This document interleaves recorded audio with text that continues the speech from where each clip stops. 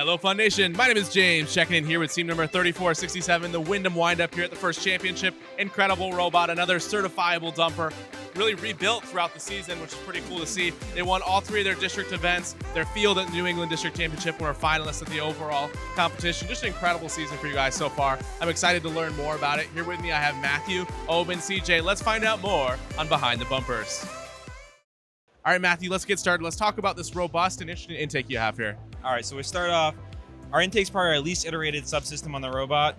It had a lot of iterations early on in the season, but after that, we kind of kept it the same throughout our rebuild. So it's a rack and pinion style intake with a spring down kicker baller. And then on the front, you have a 2-inch stub roller with grip tape on it. And that's powered by one Kraken X60. Before we get to our next segment, we'd like to thank the following.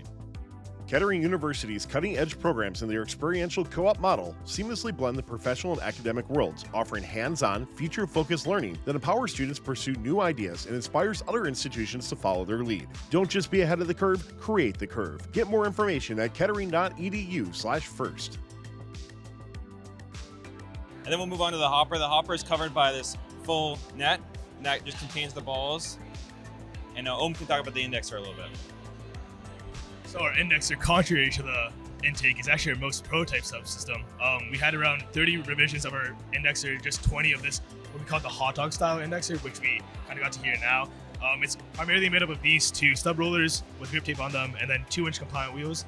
We found the compliant wheels actually do help the balls not bounce as much in the indexer and also basically make it so one ball will kind of go through at once instead of jamming the entire thing, which is pretty neat.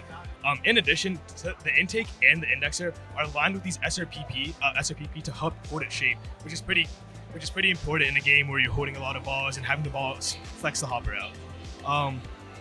It's also supported by just 3/8 thunder hex all around. You see that everywhere on this robot, just supported by 3/8 thunder hex on the intake, like intake all around, indexer all around, even the shooter. So we can move on to that as well. Before we get to our next segment, we'd like to thank the following. As you're getting ready for the competition season, think AnyMark as your one-stop shop for all your team needs. AnyMark's Launcher in a Box is a configurable solution that so many teams are finding success with for the rebuilt season. Also available at anymark.com, the AMPD AnyMark power distribution board that provides 24 40-amp independently fused output channels for safe, reliable power distribution. That's anymark.com. So our shooter was the biggest part of our rebuild, actually. We competed at weeks 1, 2, and 5, and we rebuilt after 1 and 2. Our shooter is a big drum wheel with 8-inch thick aluminum. It's geared down, has a geared down flywheel down here, and then every single motor for the indexer, like basically everything but the intake motors, are packaged actually right here. We have 6 motors on this side over here, and then we have 2 right here. And then it's pretty efficient. It's pretty nice for our electrical team to be able to work on as well. Another cool thing is that as our roller floor goes up, we have a big arc of like stub rollers over here. The rollers actually accelerate by about 5%, meaning that the balls don't kind of congregate all at once and maybe hit in midair or maybe jam up the system, which is what we don't want. There's lots of interesting things happening with your design here, right? And clearly lots to learn from. I'd love to talk about what did your old shooter look like? Maybe what did you learn from that? Yeah, so our old shooter was 2 independently driven flywheels, and we kind of, at the beginning of the season, we kind of determined that throughput was the name of the game in terms of like rebuild. And we kind of went from a single stream. We couldn't achieve the throughput we wanted, so then we went to a dual stream.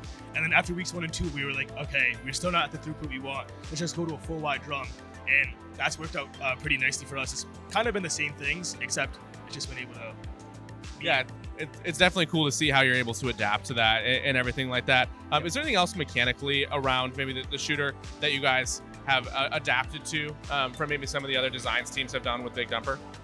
I think one of the things that we did previously that we didn't have on this robot was the fact that on the old robot we had the same amount of motors powering the shooter, except that we had one continuous belt run going through it, which essentially made it so we had to have a tensioner on it. But that tensioner wasn't very accurate, like relative to each other. So what we did is we actually belted the motors together and then belted it to the flywheel on either side, and that basically makes it so we can have an accurate belt calculation on the shooter, so it's more consistent, more reliable, which is what we inevitably want.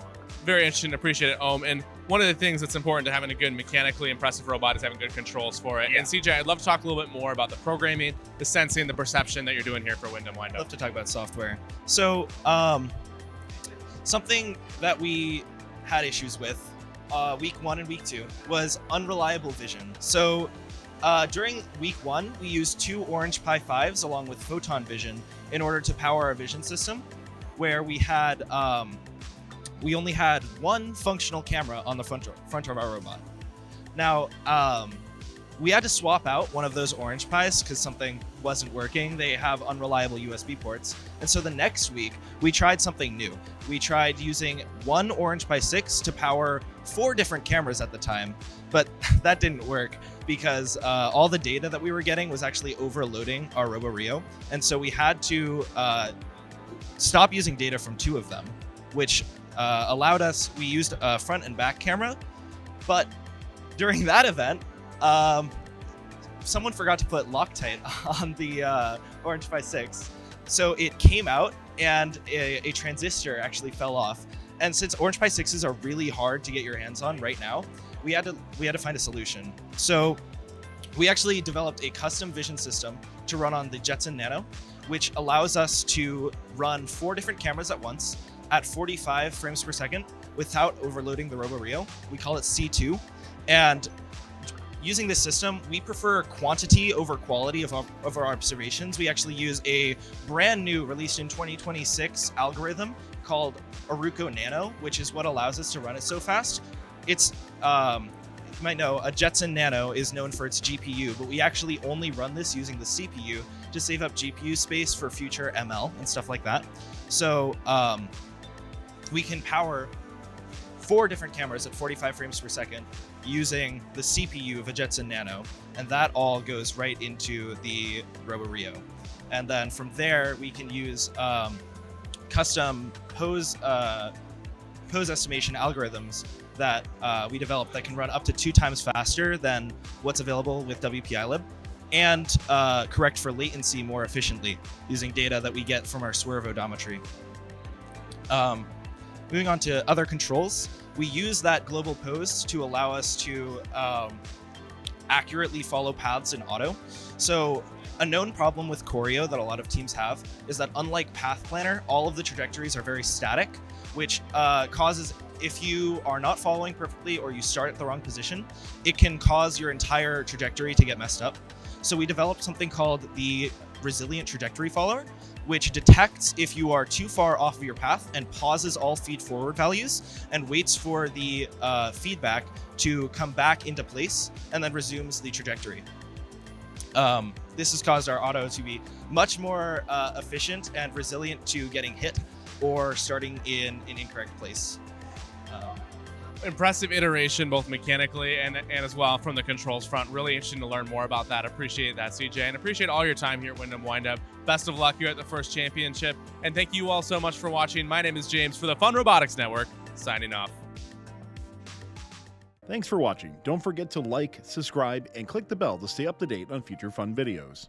As you're getting ready for the competition season, think AndyMark as your one-stop shop for all your team needs. AndyMark's Launcher in a Box is a configurable solution that so many teams are finding success with for the rebuilt season. Also available at AndyMark.com, the AMPD AndyMark power distribution board that provides 24 40-amp independently fused output channels for safe, reliable power distribution. That's AndyMark.com.